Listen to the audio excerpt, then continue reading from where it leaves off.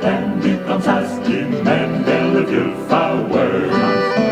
Par l'Oregon ou par Santa Fe, c'était sur la piste des pionniers. Dans la petite ville de Westport, le vent soufflait très fort, si fort que les gens étaient fatigués et dormaient toute l'année. Yippee-yi-yi, Handy, je m'en viens du nord, je m'endors. Quand il vient de l'est, moi je fais la sieste, quand il est de l'ouest.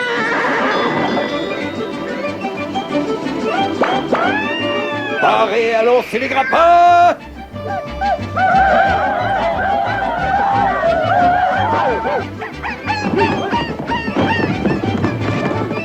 Il entra dans Westport, toute voile dehors, et vira par tribord dans la rue principale. Bien qu'il soit capitaine, c'était un homme de bar, et quoi de mieux qu'un bar pour fixer les amarres. Attention à l'ancre, bande de cancres! Sa voix, comme un orage, éclata du nuage, pendant que l'ancre, un peu volage, s'accrochait au poteau d'amarrage. Le monstre était enfin au mouillage. Les habitants, terrorisés, osèrent un à un se montrer pour contempler l'étrange chose. Ça ressemble à un chariot de pionnier, mais il n'y a pas de bœuf pour le tirer. Mais qu'est-ce que c'est? La différence était en haut, où, sur un pont, de l'avant jusqu'à l'arrière, un mât gréé d'une voile de misère et une barre de gouvernail lui donnaient l'allure d'un bateau. Salut à vous, moussaillons! La foule se tenait aussi muette qu'une carpe devant le grand requin bleu. Seul le maire, Monsieur Homer, osa se jeter à la mer. Il s'éclaircit les amygdales et demanda au grand squale. Alors comme ça, qui êtes-vous, bonhomme?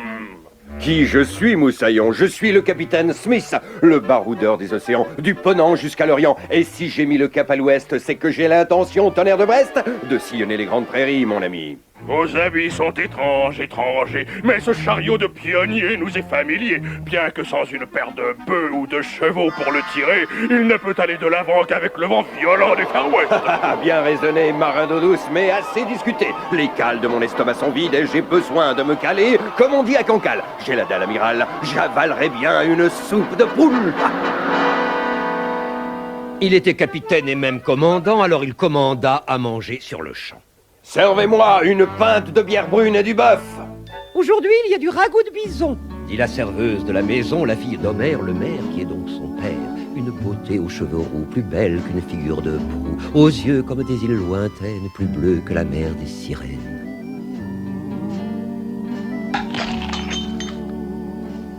Elle marchait, la petite soubrette, avec la grâce d'une goélette. Le capitaine Smith donnait des signes de détresse et son cœur plein de tendresse lançait de fougueuses SOS.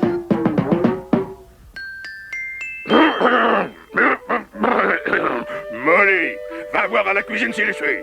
Le capitaine et moi avons à parler affaires. Et les affaires, c'est une affaire d'homme. Alors va, tu dois avoir affaire, ma fille.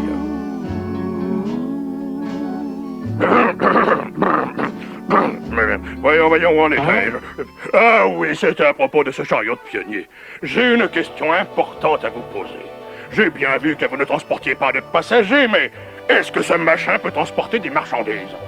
Tu veux parier ta dernière paire de binocles? Mon rafio, c'est l'arche de Noé.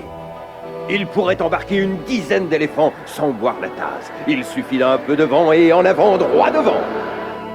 La prairie, ça ressemble à l'océan, en plus vert et en plus sec, c'est tout. Mais les vagues ondulées de l'herbe à bison emportent les voiliers au fond de l'horizon.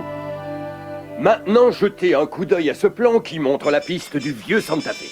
Pour s'y rendre, il faudrait 2 mois à un chariot tiré par des bœufs. Moi, j'y serai en 14 jours. Jacques Schaeffer était le meilleur comptable du comté. Avec son crayon à addition, il eut au fait d'arriver à la conclusion que l'opération avait du bon. Il est 4 fois plus rapide, bingo! Laissez-moi calculer la rentabilité. Oh, ça fait multiplier la mise par 4. C'est du gâteau. Nous pourrions affréter toute une flotte de chariots de pionniers. Bah les gars, qu'est-ce qu'on va se faire comme pognon? Oui, mais il faudrait qu'il soit plus grand à l'intérieur pour faire encore plus de profit, vous comprenez? Ça tombe bien, moussaillon.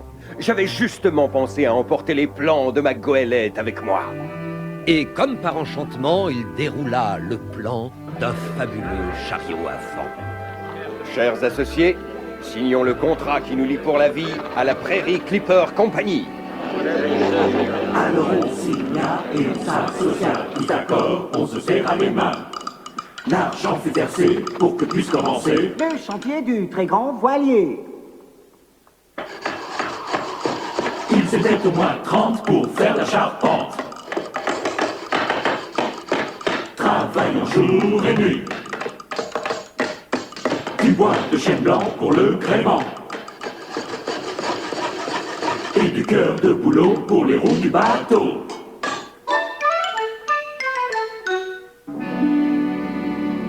Quand le travail était fini, le capitaine Smith et Molly, chaque soir, se donnaient rendez-vous sur le pont du bateau à roues. Et le beau corsaire d'outre-mer racontait à la fille du maire des histoires extraordinaires.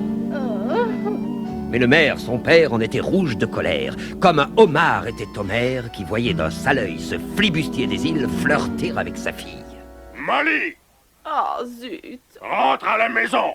Tous ces marins ne sont que des coureurs de jupons. Enfin vint le jour tant espéré où le vaisseau fut terminé. Les gens n'en croyaient pas leurs yeux de voir ses roues plus grandes qu'eux et son mât couleur de soleil s'élancer fièrement vers le ciel. Chacun commentait les détails de la poupe et du gouvernail. Quel beau travail! Comme figure de proue, aux marchands de tabac, on avait emprunté un Indien iroquois en bois. Tous les habitants du village étaient là pour l'appareillage. Il est beau, notre bateau. Il suffisait de l'effleurer pour qu'il se mette à Il est avancer. beau.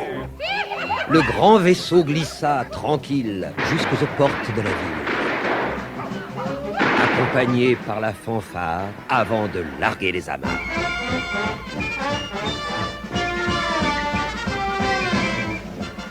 C'est à Molly que revint l'honneur de baptiser le grand voyageur. Comme c'était jour de fête pour la population, on offrit de bon cœur une cruche de Bourbon à l'Indien iroquois qui blanchit d'émotion.